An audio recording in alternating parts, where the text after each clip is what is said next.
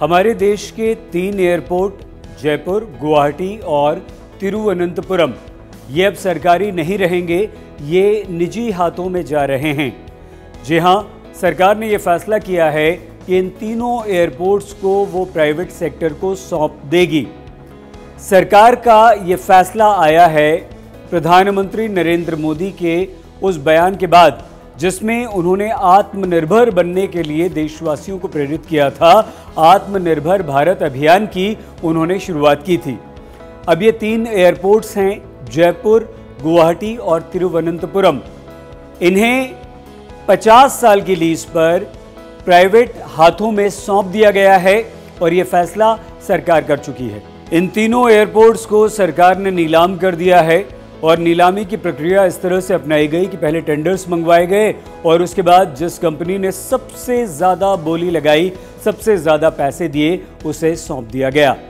तो जयपुर, तिरुवनंतपुरम और गुवाहाटी ये तीनों एयरपोर्ट्स अब अडानी एंटरप्राइजेज लिमिटेड यानी कि अडानी ग्रुप के हो चुके हैं अगले 50 सालों के लिए। अब इसका मतलब क्या हुआ? इसका मतलब ये कतई नहीं हुआ कि सरकार ने ये पूरी तरह से बेच दिया है। हाँ, सरकार ने इन तीनों एयरपोर्ट्स को 50 साल के लिए लीज पर अडानी ग्रुप को जरूर दे दिया है, लेकिन इसमें एयरपोर्ट्स अथॉरिटी ऑफ इंडिया की भागीदारी रहेगी जो कि सरकार के अधीन आती है। और जब 50 साल पूरे हो जाएंगे लीज के, उसके बाद फिर से ये तीनों एयरपोर्ट्स पूरी तरह से एयरपोर्ट्स अथॉरिटी ऑफ इंडिया के पास आ जाएंगे यानी कि सरकार के अधीन। अब आपके हमारे लिए जो सफ़र करते हैं इन एयरपोर्ट से फ्लाइट्स लेंगे या यहाँ पर हम लोग लैंड करेंगे तो उनके लिए क्या बदला है, आइए हम आपको बताते हैं। जयपुर, गुवाहाटी और तिरुवनंतपुरम एयरपोर्ट्स की देखभाल अब पूरी तरह से अडानी ग्रुप के पास होगी। यानी कि जब आप एयरपोर्ट पर पहुँचेंगे उसके बाहर की पार्किंग, उसका इंतज़ाम प्राइवेट हाथों में सौंप दिया गया है, वो यही कंपनी करेगी। इसके अलावा एयरपोर्ट्स के अंदर जितनी भी खाने पीने की दुकानें हैं, दूसरी शॉपिंग की चीज़ें हैं या जो भी सुविधाएं आपको मिलेंगी वो सारी सुविधाएं इस निजी कंपनी के तहत ही या इसके ज़रिए ही आप हम तक पहुंच पाएंगी। मेडिकल की सुविधा भी यही निजी कंपनी वहां पर प्रोवाइड करवाएगी। इसका मतलब ये भी हुआ कि हो सकता है कि अब आपको और हमें सुविधाएं तो बहुत ज़्यादा मिलें लेकिन हमें ज़्यादा पैसा भी देना पड़ सकता है। ये देखना होगा कि किस तरह की सुविधाएं इन तीनों एयरपोर्ट्स पर आपको और हमें मिलती हैं और कितना पैसा वहां पर बढ़ता है। लेकिन ये भी हो सकता है कि अब इन तीनों एयरपोर्ट्स पर आपको और हमें ज़्यादा खर्च करना पड़े या टिकट में भी एयरलाइंस के साथ कोई समझौता करके हमें ज़्यादा पैसे चुकाने पड़े।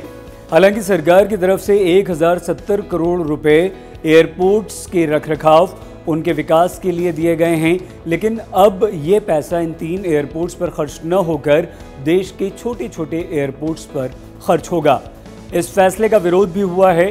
केरल के मुख्यमंत्री पिनाराई विजयन ने प्रधानमंत्री नरेंद्र मोदी को चिट्ठी लिखकर इस फैसले का विरोध करते हुए कहा है कि केरल सरकार की इस फैसले में अनदेखी की गई है और ये फैसला यानी कि ये 3 एयरपोर्ट्स निजी हाथों को सौंपना गलत है, नियमों के खिलाफ है। इसके अलावा केरल के मुख्यमंत्री विजयन ने कहा कि स्पेशल पर्पस व्हीकल को आप तिरुवनंतपुरम एयरपोर्ट के प्रबंधन और संचालन की जिम्मेदारी सौंपिए, जिसमें केरल सरकार साझेदार भी है। लेकिन केंद्र सरकार ने ऐसा नहीं किया है और इसी का विरोध अब केरल के मुख्यमंत्री कर रहे हैं। इस डील को, इन 3 एयरपोर्ट्स को और ख़ासतौर से तिरुवनंतपुरम एयरपोर्ट को अडानी ग्रुप को सौंपने का विरोध कर रहे हैं।